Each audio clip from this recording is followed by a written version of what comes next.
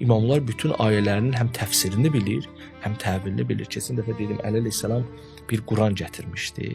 O Quranı qəbul eləmədilər deyə Həzrət apardı. Deyirlər ki, o sonra imamlardan bir keçəcək. İmam zaman gələndə həmən Quran mühüm olacaq. Bu Quranla o Quran fərqi yoxdur.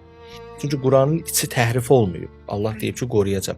Amma düzülüşlər, zaten biz bilirik ki, indiki əlimizdə olan Quran da böyükdən kiçiyə doğru düzülüb. Bu insanların istəyinə uyğun düzülüb. Burada problem yoxdur. Amma imam da özünə məxsus bir şəkildə düzüb. Əlbəttə deyilib ki, orada hansı düzülüşdən istifadə edib falan, amma bütün ayələrin həm tənzilini, həm təfsirini, həm təvilini deyib. Bəlkə də başqa məsələlər də deyib orada. O İmam Zaman əleyhissalam gələndə artıq o Quran cəmiyyətdə məşhur olacaq. Çünki orada hər şey yazılıb.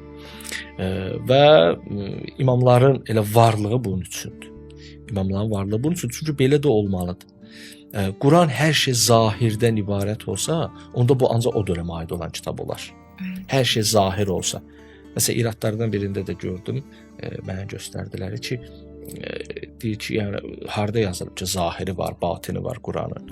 Əlbəttə ki, Quranın özündən də bunu çıxarış etmək olur, amma hədislər bunu çox yaxşı şəkildə deyir. Hətta deyiblər batini var, batininin də batini var.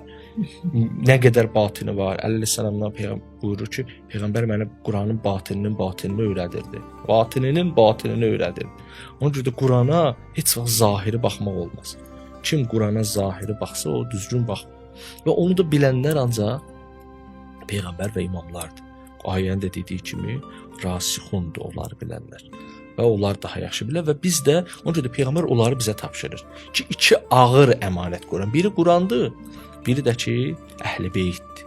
Əhl-i Beyt nə üçün? Bəziləri elə bilirlər ki, Əhl-i Beyt yəni Peyğəmbər öz belə deyək, qohumlarını, yaxınlarını sığortalı belə yox.